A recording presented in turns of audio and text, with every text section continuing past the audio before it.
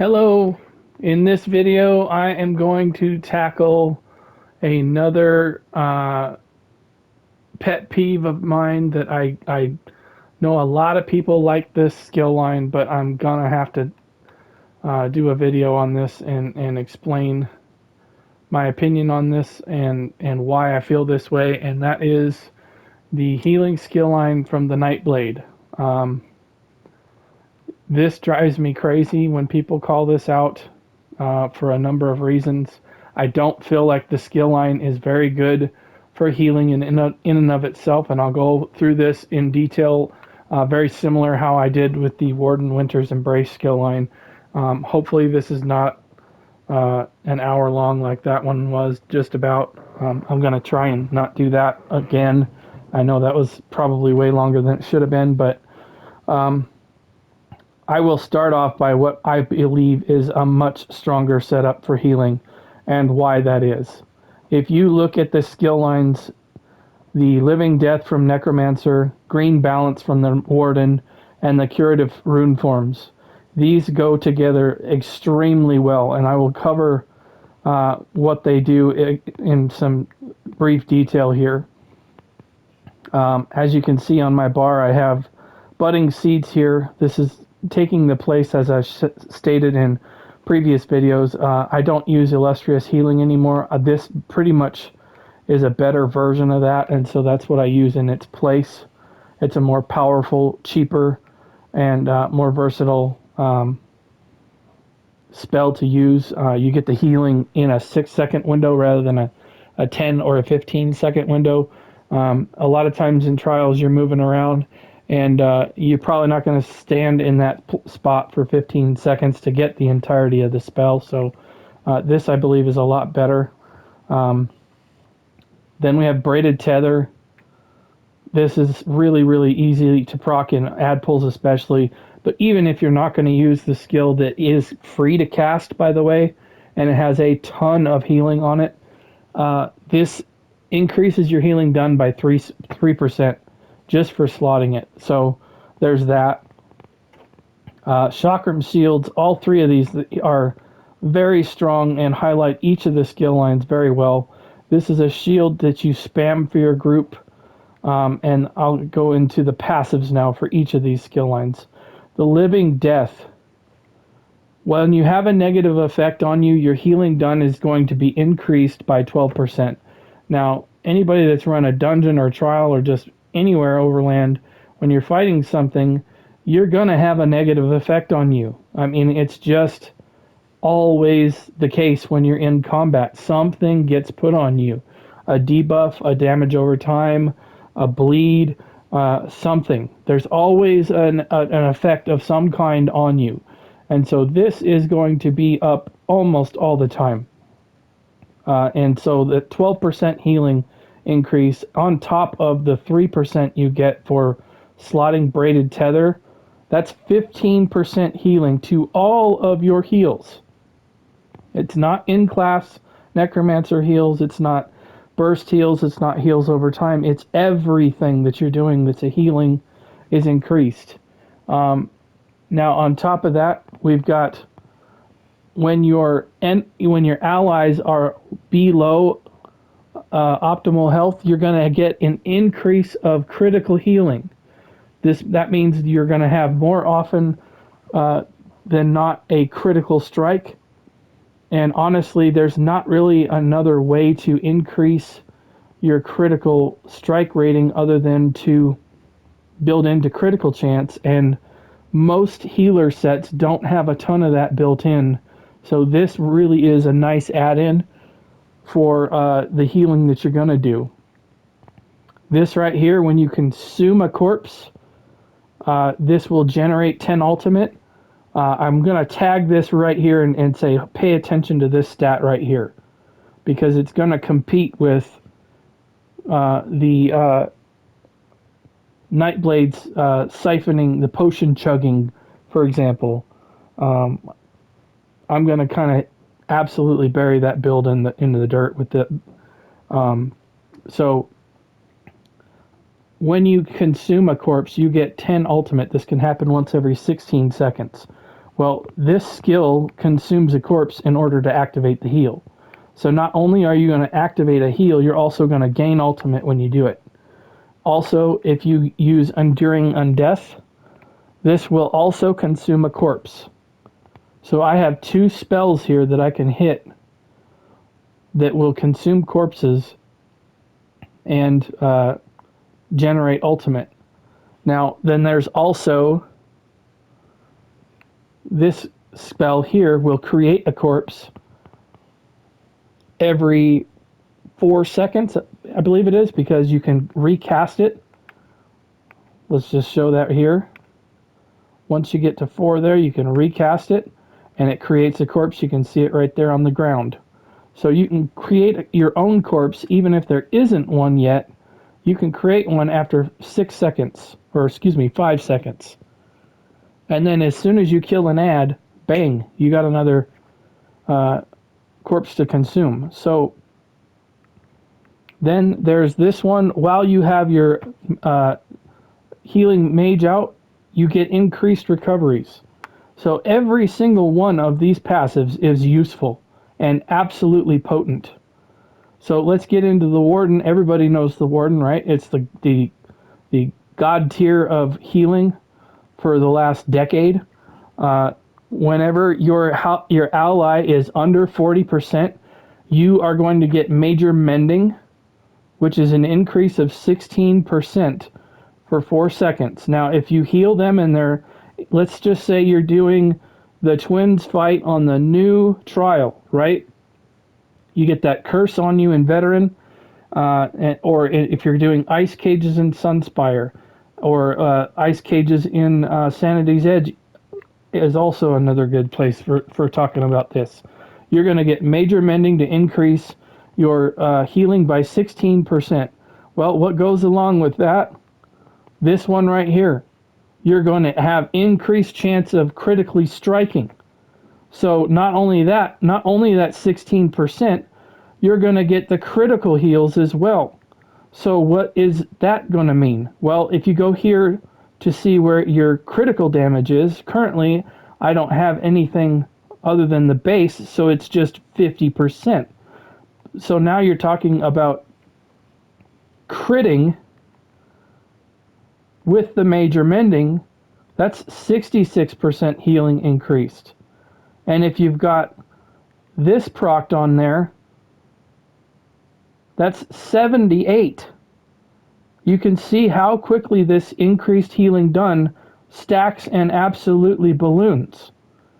If you're wanting to heal cages, these two skill lines are absolutely unmatched together. And I will say Living Death is severely underrated. Absolutely severely underrated. You have, for one, you have this as a bailout ultimate if you need to use it. The resing 3 allies. And then you have Enduring Undeath. This is absolutely amazing. You can drop this on an ad pull and it turns into a burst heal with a heal over time that can last damn near 30 seconds for only 2,321 magicka, yes. And then you have the Intensive Mender that seeks out your 2 lowest health allies and heals them every 2 seconds for quite a large amount. So most DPS are running around at about 20,000 health or so, depending. And so this is going to heal them for just about 25% of their health bar every 2 seconds, in addition to all the other heals you've got going on your build. So let's get back into the Warden here. Then you have recoveries. Whenever you heal somebody with a green balance ability, well, that's going to be the budding seeds that's going to hit just about everybody that you drop it on. I mean, it's huge. And that's going to proc pretty much all the time. So this actually makes your budding seeds even cheaper, because it can happen once every second. So you're going to get back almost the entirety of the skill with this, because it's going to tick for six times. And so if you take 277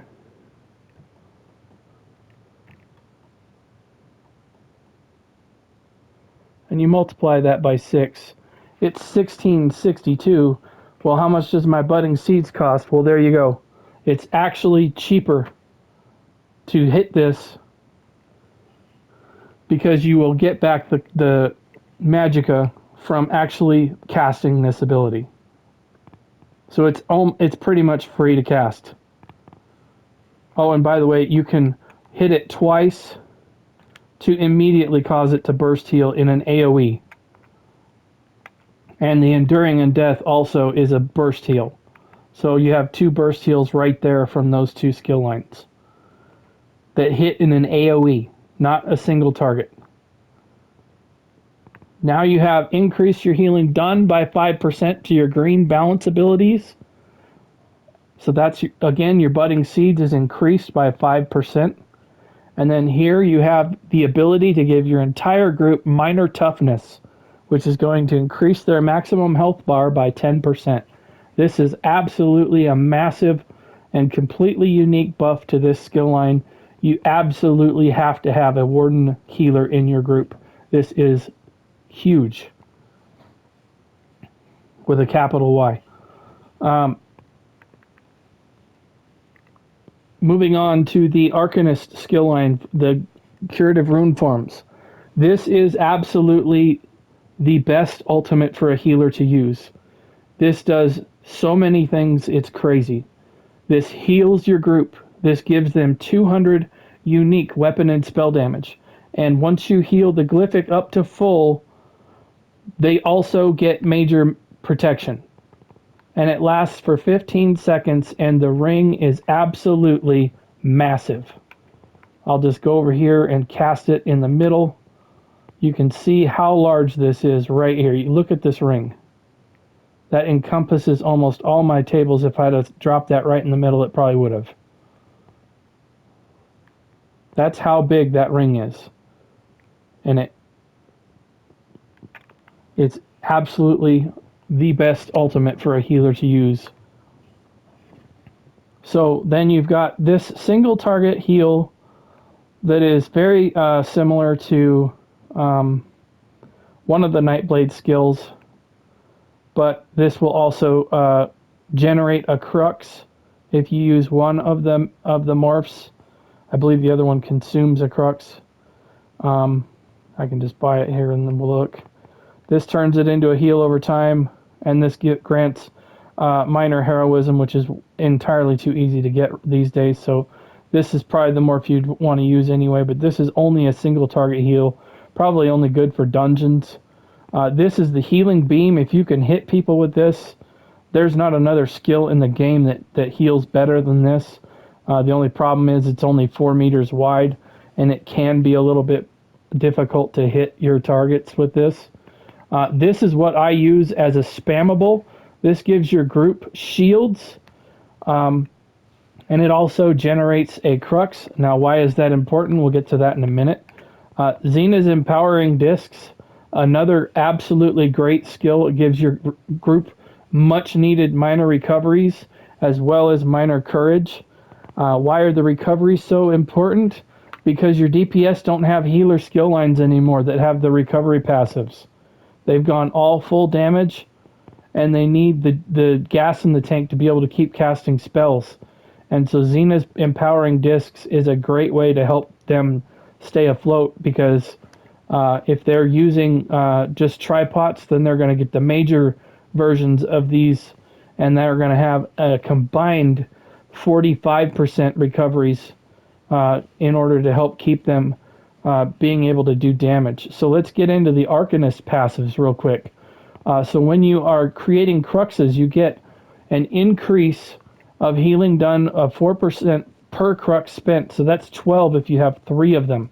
So on top of the other healing done bonuses that we've already covered, here's another 12% healing from cruxes on top of all that. Okay? Then you get magicka back when you generate a crux.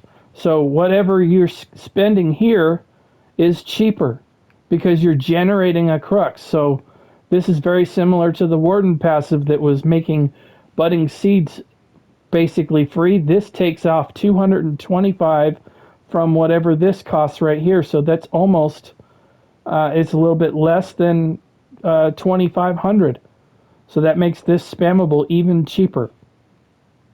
Okay, so then we have a massive amount of recoveries here, 18%.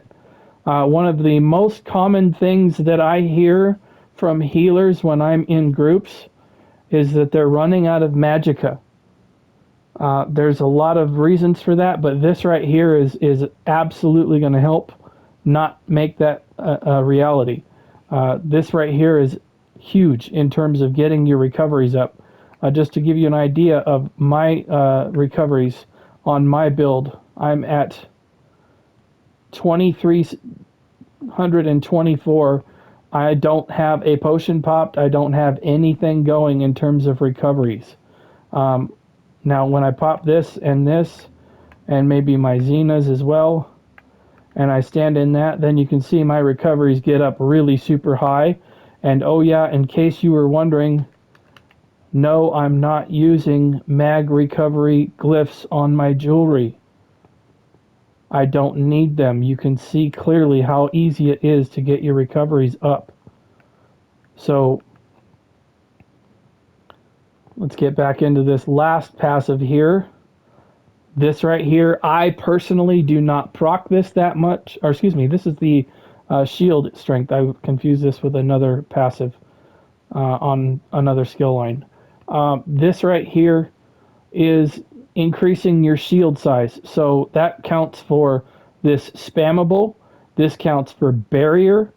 This counts for anything that you proc a shield with from a set, perhaps. So those all are the passives for the skill lines that I recommend for healing. So now I'm going to get into Templar for a second. Restoring Light, if you are on a Templar, I would recommend getting this and then pairing probably the Warden and the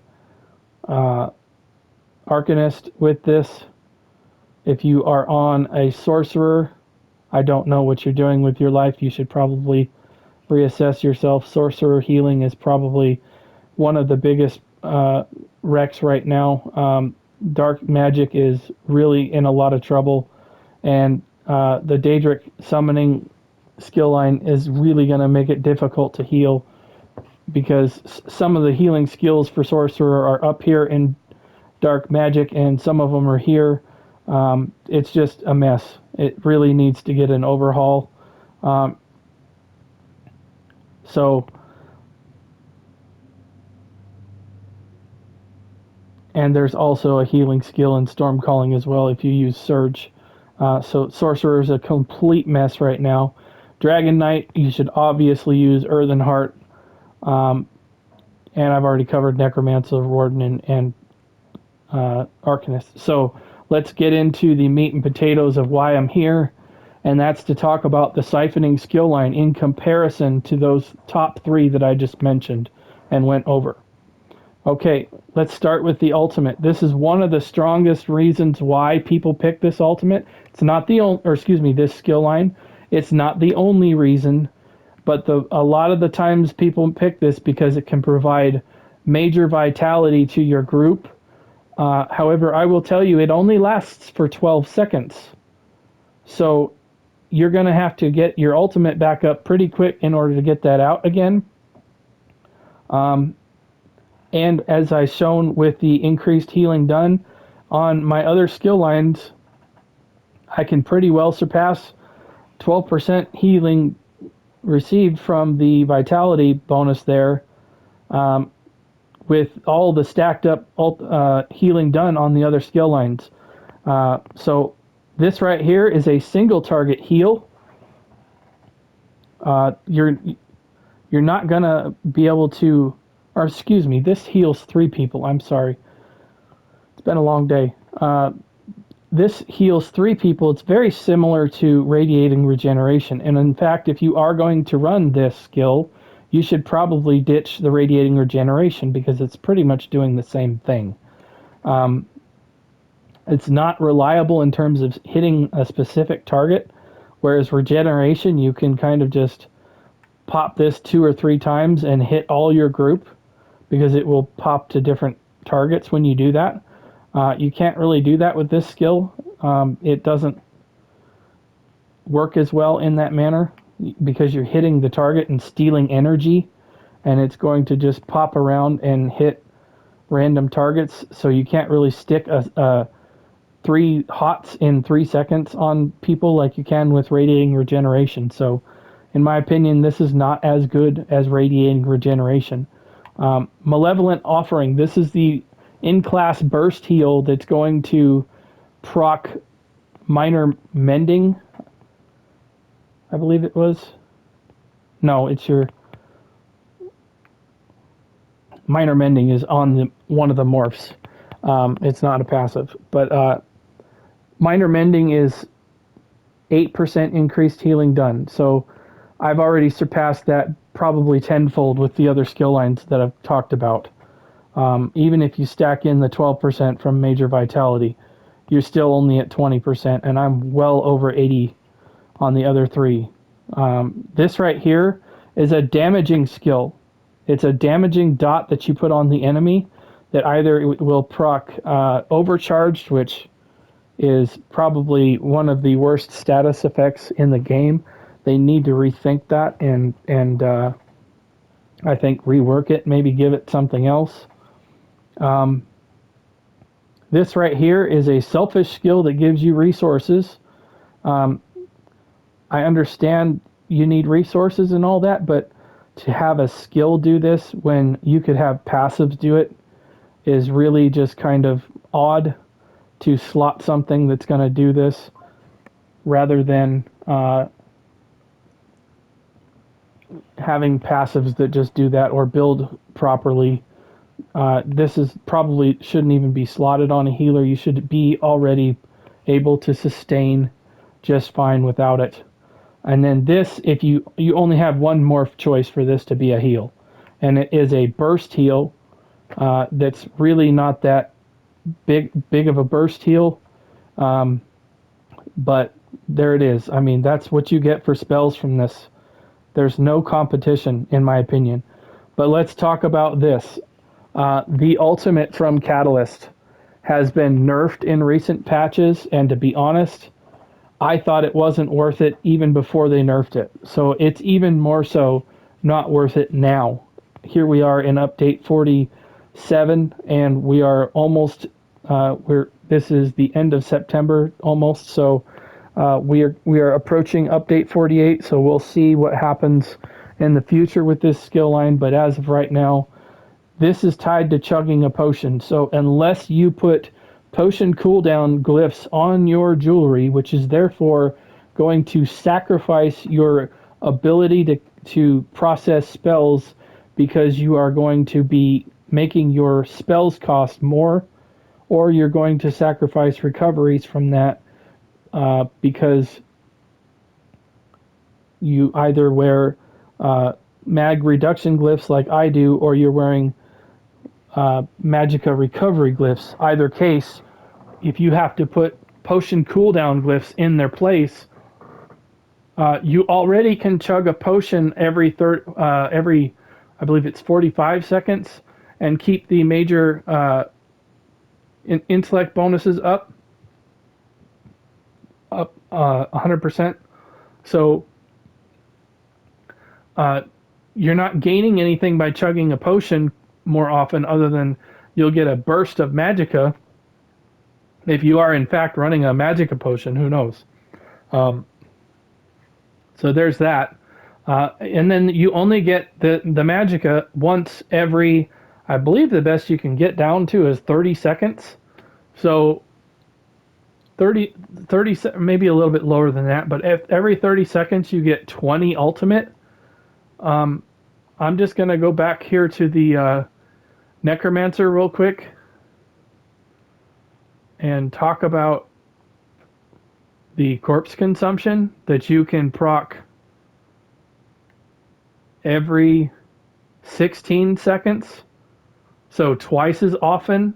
Now you don't get as much ultimate, but the fact that you can proc this more often is way more useful, because if you can only proc your ultimate generation once every 30 seconds, you're really sitting around waiting for that to come around, whereas you can just sit there and get some more ticks of it way more often. So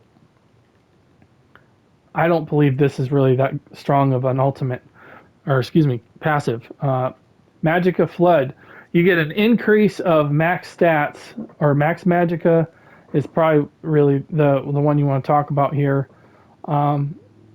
Nice to have, but it's not that big of a game changer here. It's only 6%, I believe, when you fill this in all the way. Really, I'm packing 31,000 Magicka, and that's without my food on. If I put my food on, I'm almost at 36,000 Magicka. I mean, I'm pretty good in the Magicka department. I don't need any more assistance from a passive there.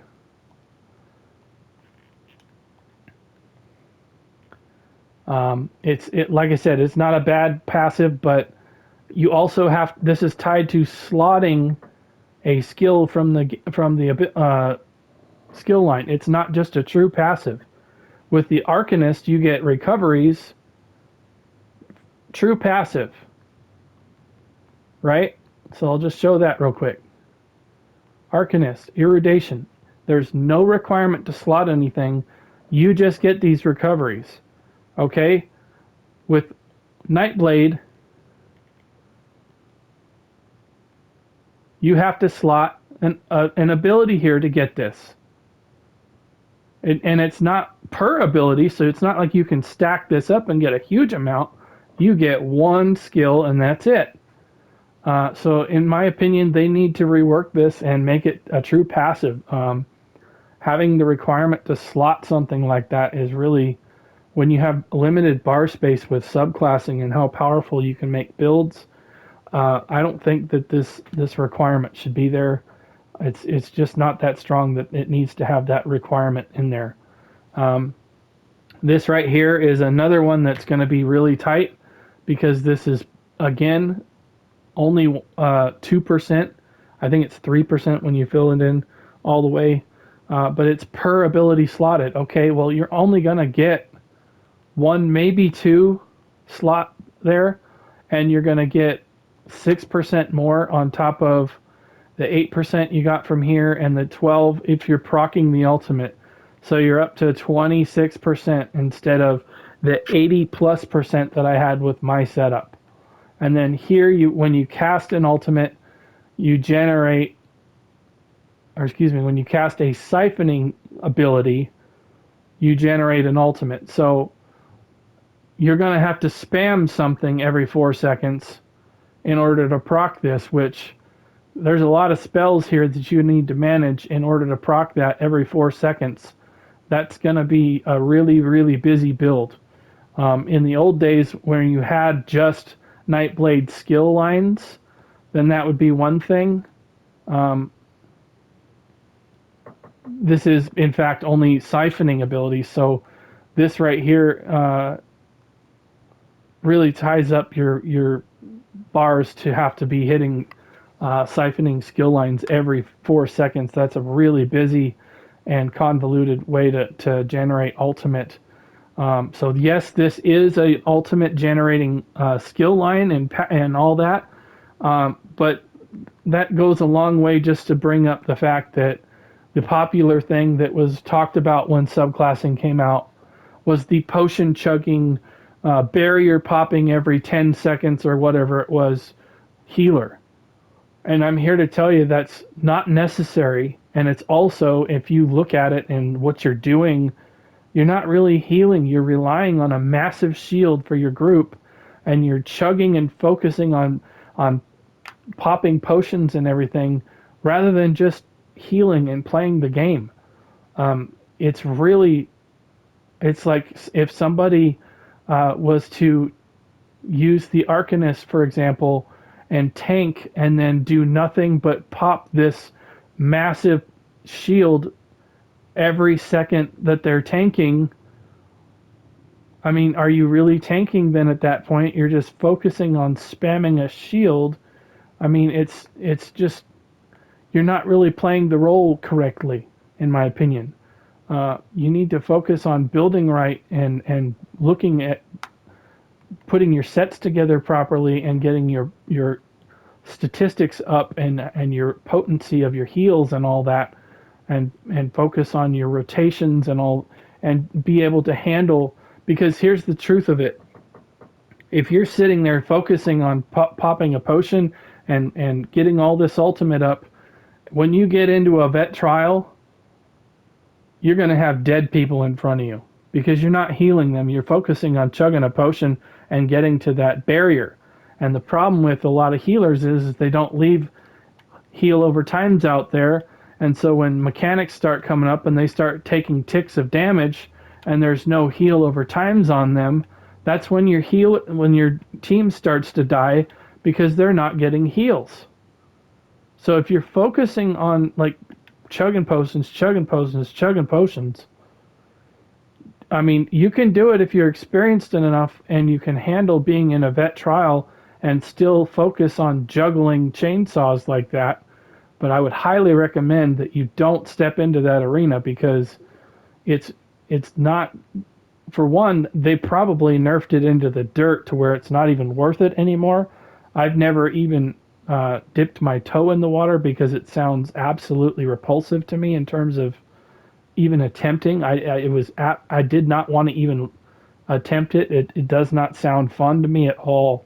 But I wanted to give a voice out there against this because I think a lot of people out there look for something that needs to be done, and they see all this stuff out there about potion chugging healers and Nightblade's awesome and all this, and it's, if they don't have any voice that says the opposite, then they'll just go along with it, and then they struggle because it's not performing up to what other classes can do and how powerful they are. Subclassing, I firmly believe this wholeheartedly. DPS are going out there and they are picking fully offensive DPS skill lines. They're not picking tank skill lines, they're not picking healer skill lines. And that's awesome. But I am advocating that tanks and healers do the same for their own roles. Pick the healer skill lines that are going to do your job the best, which is healing and providing buffs to your group. If you're sitting there trying to chug ultimate so that you can cast this barrier right here every 12 seconds, then you are lacking in some way to try and compensate by popping a barrier. And the truth of the matter is, if you're in a veteran trial taking a lot of damage, that barrier is going to get chewed through in about 5 seconds. It doesn't take long. For example, if you're doing VKA hard mode on Fallgrave, the last boss, and you're doing the lightning lines for where you line up to the wall, and you pop a barrier in there, virtually 2 strikes of that is going to absolutely destroy your barrier. Okay, then what? You have to have some ability in healing and have your builds be properly set up and know what you're doing and do that. If you start pushing for potion chugging healing on somebody who's not really experienced, they're going to struggle. And it's not going to be fun because group members are going to get pissed at them or vote to kick or whatever. Don't do that to people. Set them up to succeed. Give them a strong build, an easy to run situation. This build right here, go onto my channel and look at my healer builds. They are all extremely powerful, easy to run, and absolutely ready to go for any situation. I highly suggest you look at my healer builds if you're curious or haven't seen them. They are very potent and effective with the setups that they run. I'll just go over those really quickly. This Dr. Zoran's build, I have a video on this. This gives maximum stats as well as providing a ton of shields within the sets here while still providing the regular skills. These shields proc off of critically striking heals, which happens all the time with heals over time and the setups that I have here. It's very easy to run this. You don't have to run the Rojo and heavy attack on your back bar. Put War Machine on your DPS and make your healers' lives easier. Second setup I have, Spell Power Cure with Kind's Wind. This gives your group major courage and gives your group recoveries every 10 seconds. It's actually every 6 seconds because there's a 4-second duration and then a 6-second cooldown. So, and then this also gives you resistances with Ozazon or minor vitality with the when you're not overhealing them. So those two right there pair very well with trials. If you're curious about these, I have made videos on them that go over everything. So if you're thinking, oh man, cover all this, I need to look at that, go check out my channel. I've got videos on those. Trust me, they are very good. If you build like this, you will not have trouble. You don't need a potion chugging healer. You don't need the siphoning skill line. Siphoning sucks. It's in the name. Thanks for watching. Check out my channel for more videos. If you thought this was good or interesting, I'll see you in another video. Bye.